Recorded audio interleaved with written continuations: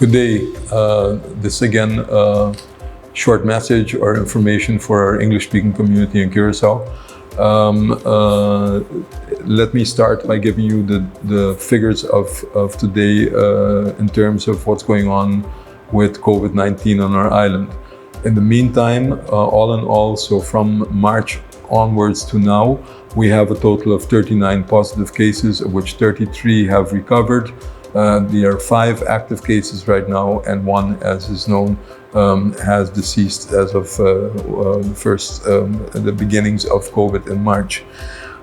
So if you follow the data well, you notice that we have 2 more active cases amongst us. And these 2, just as the last one, are 2 cases those 2 are related to each other, but they are not related to the first, and they are local transmission cases. In other words, we cannot determine where the source of the infection was. It's not related to somebody who came from the exterior, so not somebody who traveled recently. They haven't traveled recently. We cannot form a clear link to find out where the source was. And these are the iffy kind of issues, just as we had the first case, because this means that the source still might be out there. It means that more people may be infected, and that's the reason why we again have to step up and take some measures in order to try to limit the spread as much as possible, because if we do not limit that spread, it could tax our capacities in healthcare, and that becomes a problem. Not that we're afraid of the virus itself.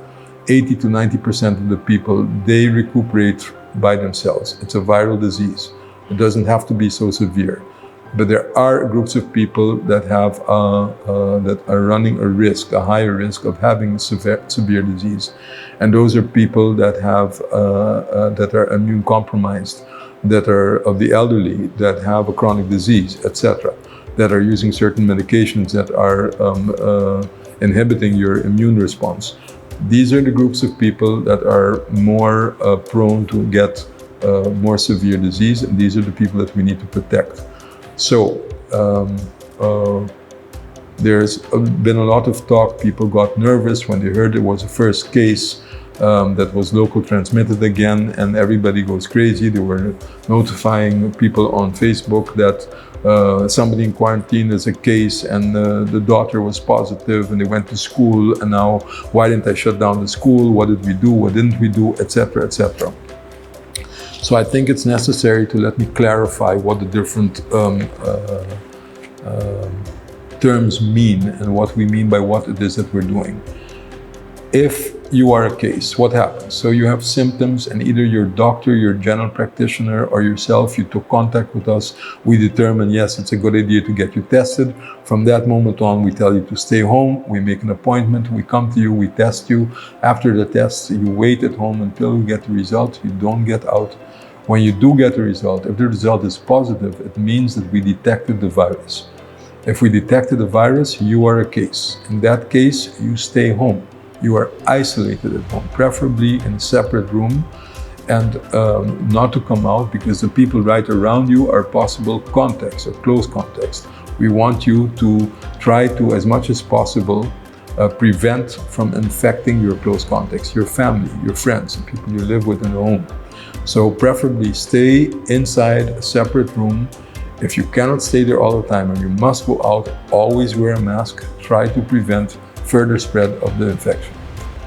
What we also do is we sit with you and very specifically try to detect with you, where have you been? Up to 3 days prior to you starting with symptoms, where have you been?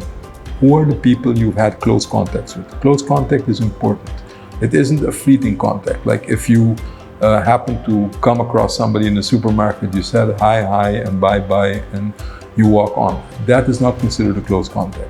The possibility and probability of you infecting somebody with that type of contact is almost 0. So where is that possibility bigger? When you have a little bit more extensive contact. If you've been for 10 to 15 minutes or 5 minutes, having intensive contact for an extended period like that, that can be considered a close contact, but not fleeting contacts in just a few seconds that you talk to them or pass by. That's not something that you should worry about. So we try to determine who are these close contacts, who are your colleagues, who are the people you work with, who are your close contacts. These people will be contacted. These people are also being told to get into quarantine. What does that mean, going into quarantine? It's different than going into isolation. Isolation is a term that we reserve for people who have tested positive. They are sick, they can infect others. People who are in quarantine, they are contacts. They have possibly been exposed to the virus, possibly have been infected. We don't know yet. But in order to prevent from them, when they do get positive, can infect others, we have them in quarantine. So we quarantine people who have possibly been exposed to the virus for just in case they do turn out to become positive, that we have them under control and that we limit the possibilities of them infecting others. They themselves at that moment in time are not positive, are not cases, and did not infect anybody. Here, a point in case, or case in point, I never know how I'm supposed to say that, but in the case of the first person that was local transmission at a local bank, all of the contacts were tested yesterday, the close contacts, and they tested negative. That means that we did not detect the virus at that point. Does that mean that they're not infected? Doesn't mean that necessarily. It could be that the virus then comes out in a higher concentration a little bit later. So if we would go back in a couple of days, maybe we would find more. But what it does mean is that at this point, that they are not having sufficient a viral load either to be detected or to be able to infect somebody else. So they have not infected anybody else. The ones in quarantine are not the risk group that you need to look at. They are in quarantine, they are in a controlled environment. Even if they turn out to be positive, the chances that they have infected others are now limited to almost zero. So we will further monitor them. If they have symptoms, we will test them again. If they don't have symptoms, at the end of the quarantine, we will test them again. If they test negative and they don't have anything, they feel fine, then they're free to go. Until then, they stay into quarantine. The colleagues of the first local transmission case, they are being tested today and they'll undergo the same treatment as anybody else. As far as the second group goes, the two cases that are linked to each other, they will also, we'll sit with them today, or we are sitting with them, we have sat with them already, to get all of the close contacts into view, contact them, do exactly the same thing that we've done with the first case, keep them quarantined, do the testing, see that we can control and try to prevent further spread of the virus as much as possible. So I hope to have clarified that don't get completely crazy and nervous because a contact went to school or not. Contacts are not cases. Contacts not necessarily are ill. They are not ill. That's why they're called quarantine. When they get ill and if we determine that they are sick and that they are a case, we call it isolation. So it's a different thing. Don't get yourself all worked up on it. Don't become nervous. Contacts are not the people that have spread the disease to you. So the questions were what to do because a daughter of a contact went to school, etc. Do we have to do anything in school? No, you don't. For the reasons that I just told you. There were schools that went completely berserk, started taking all kinds of disinfection measures, etc. Look, if you want to do keep hygiene, that's fine. Is that really what's called for right now? Not really, not necessarily. You can always take hygiene practices, but remember, the fashion in which we transmit the disease is by airborne, is by droplets. So when you cough, when you sneeze, when you talk, if somebody is infected and the distance isn't big enough, so it's less than 2 meters, you have the chance that you breathe in the droplets that somebody else has emitted. That's why you say keep at a distance, because the droplets fall down. If there's aerosol forming, always a debate. There could be some aerosol forming. That's why close confined areas and not being able to keep distance, that's why that's a problem. That's the reason why we have to take those measures soon to prevent for there to be a further spread. So there were a lot of rumors on Facebook, a lot of rumors on social media in general. But therefore, again, our request to you is to please verify the news on the official government channels of information. We have nothing to hide. We have no reason to lie to you. It's in all of our interest that you know the truth and that you get information the way it should be, and that you obtain the correct information, so that you also know what you should do or what you should not do. So please verify the information. Don't go behind the gossip. Don't go behind social media if you cannot verify it. Please check with the government information to see whether everything that's been said out there is the truth. I know, for example, that it's been said that 4 other people in the bank have been found positive. We hadn't even tested the rest of the colleagues in the bank yet. So let alone that can be true. So please check with us. True information will be given via the government channels. Maybe it's a good thing then also if I go back to the classification system that I mentioned the other day again. So there are actually 5 different phases. The first we call phase 0. That's the phase we were in up until now, where we had 0 local transmission. All of the cases that came were all import cases. They were contained, no problem. Phase 1 is when there are local transmission, but we can determine where the source was. We can contain that as well. Phase 2 is where we're in now. Phase 2 is when there is local transmission, but we cannot determine the source. There is a problem, because if we cannot determine the source, it means that it's possible that more transmission takes place. We are taking that for granted, that there will probably be more transmission. So don't get scared or worried. Don't be surprised when we tell you that there are other local transmission cases that we found. We expect to find more local transmission cases. Again, if we cannot find the source, it's very well possible that there are maybe more sources, or that source has infected others, and those in their turn have infected others as well. So it's up to us to try to contain that situation as much as possible. But we are in that phase. That's phase number 2. When we talk about phase number 2 is if there are different clusters at the same time, and up to about 50 cases, more or less, of local transmission. I say more or less because the situation is fluid. It's fluid in the sense that the turnover from phase 2 to phase 3 can be very rapid. Phase 3 is when there are at least 10 local transmissions, or there's been a big super spread event that caused a lot of transmission all over the place, or that there are different amount of clusters on the island. So the difference between 2 and 3 can be very rapid. If we don't contain in phase 2, we can very rapidly find ourselves in phase 3. And there's a difference towards the measures we take in each of these phases.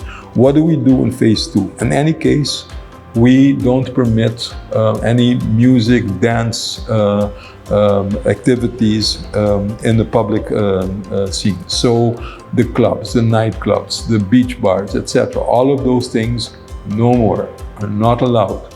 Why not? Because those are possible super spread events. Remember, we don't know where the source is.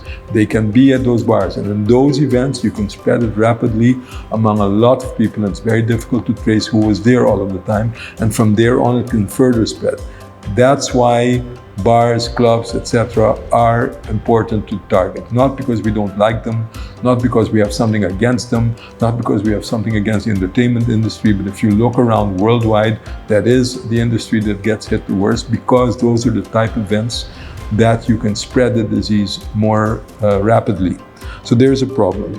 So we also don't want choirs, also in religious settings, singing along in churches, in houses of worship.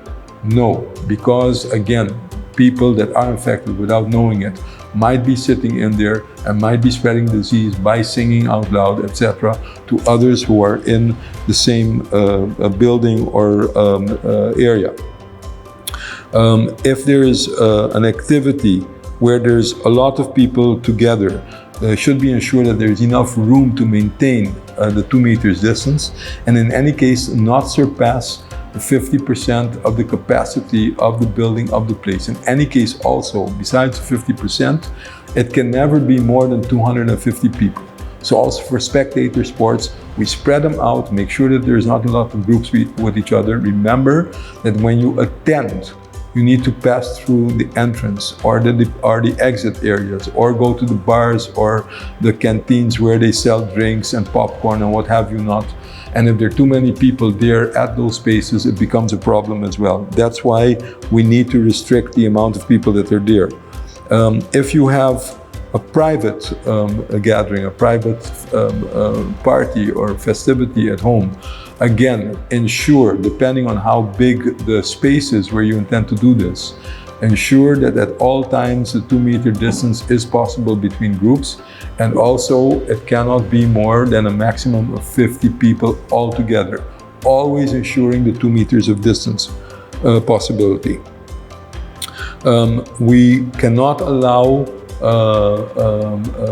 a lot of people, so big bunching of people at bars, at snacks, at cafes, along the roads, etc. Because they are too not more there than 25 people altogether. So we're going back to what we did pre-lockdown before. So we looked at the snacks, we looked at the restaurants, we looked at Truckipang, those are the food trucks, etc. They are allowed to stay open, but they have to take the measures to keep distancing possible, and not groups of more than 25 people altogether that are around there. So try to space it out. Other instances where we're dealing with people who are at risk, like for example, homes of the elderly. It's important that we visit our elderly, but it's also important that we protect them. So not too many people at the same time. As a matter of fact, try to limit it to one person at a time that visits, and the person visiting should always wear a mask in order to protect your loved one that is receiving the care. Different homes of the elderly have different policies, adhere to the policies in hand, but they will always go in line with this type of thinking that we need to protect the people that we're visiting. And also, which is what's in place already, but again, to reinforce that, when going out, please do this by reservation. We asked the restaurants, bars, etc., as much as possible to register the guest. Why? Not for Big Brother watching you, but if in case in the future it turns out there was a positive person that frequented that bar or restaurant while you were there, it will be easier for us to trace back and see whether you were exposed or not. So it's your own interest to please work with us and register so that we can easily find you if we think you've possibly been exposed to the virus, and that we can do something about it in short term. These are all things that we do in phase 2. Rapidly, as I said earlier, you can go into phase 3. So if you have more clusters, we cannot contain it. There's more than 10 people at the same time, or there's a super spread event, and we go into a further scaling up, then that's the point in time, which can be very rapid on this phase right now. That's the point in time where we have to take more severe measures, such as curfew at night, such as also reintroducing prohibitions on a whole series of things. For example, that you will have to work home, that you cannot leave the home, or well, that would be the total lockdown, so we're not there yet. But work at home as much as possible, maximum 10 people, curfew at night, as I just told you, and possibly not allowing certain activities that were still allowed until then. You should think of a theater or religious gatherings, or sports activities, or schools, or even looking at what do we do with our borders? Do we restrict again entry to our island or not? Those are things that already happen in phase 3. So that can go very rapidly. So the petition is to all of us together. Let's take our responsibility. Let's do what we need to do.